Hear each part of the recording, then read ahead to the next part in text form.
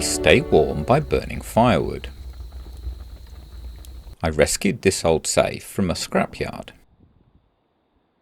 Instead of buying a log burner, I decided to make my own.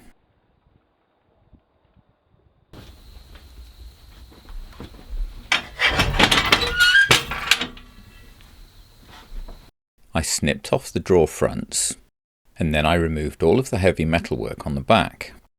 I improvised a hinge to make the drawer fronts open like a door.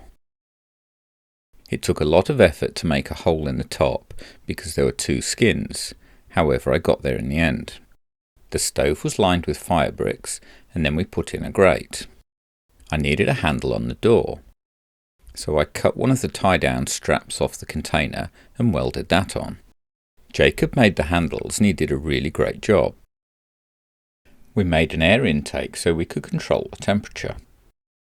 This was Robin's first experience of welding, and I have to say he did a fantastic job with the fabrication.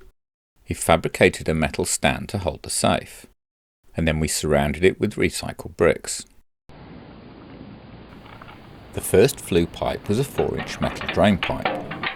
This was a complete failure, it didn't draw. We moved the stove outside and then we lit a huge fire.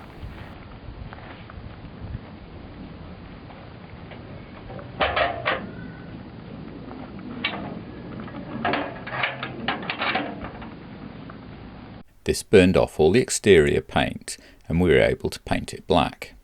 Here it is after the first coat of paint. We were very proud of it. The 4-inch flue pipe was replaced with the proper 6-inch stainless steel flue pipe. This made the stove work perfectly.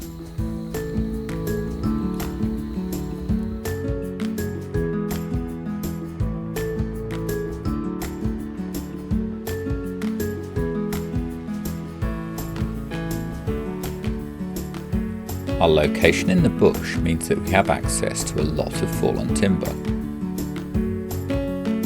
and we use it to keep warm.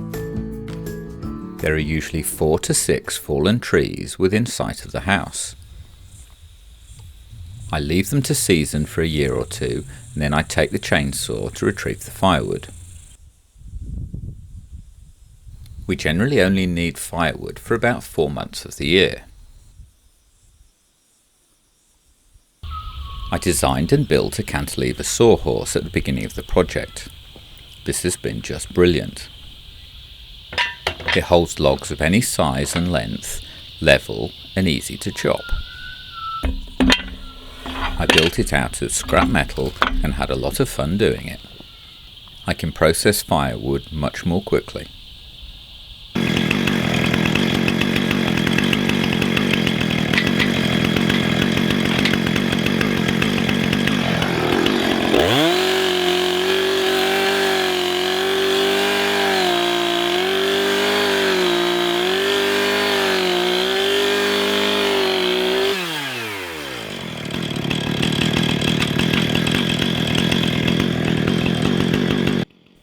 This drying rack is one of the windows that I cut out of the house. I think this is a very creative use of the materials. At the beginning of the project, firewood was very difficult because we were consuming it as fast as I could collect it. Now we've got drying racks and storage, and we can put away dry firewood to cover us throughout the winter.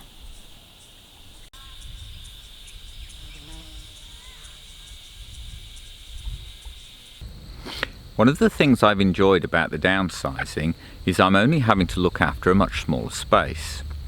Our living room is really quite small, which means that when we put the fire on it heats very quickly. If we put the air conditioning on it cools equally quickly, and we're not spending a fortune on electricity bills or firewood just to maintain a small space around us.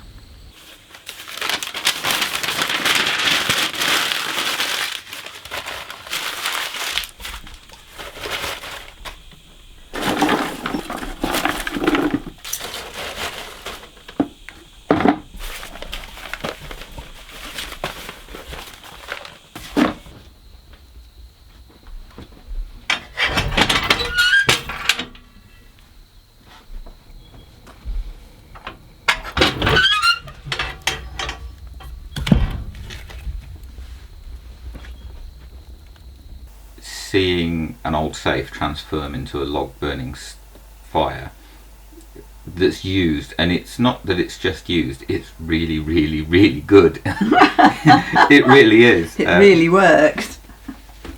It's not politically correct, because if you put your hand on that fire, you'll burn your hand. I did not make it child friendly. I made it so that it would heat us in a very quick space of time. And I've actually seen us cooking food on that fire, which has been brilliant. Press subscribe to follow more of our adventures, and please press the like button if you enjoyed this video. It helps the channel. For more information about the ebooks, please visit my website at buildshippingcontainerhouse.com.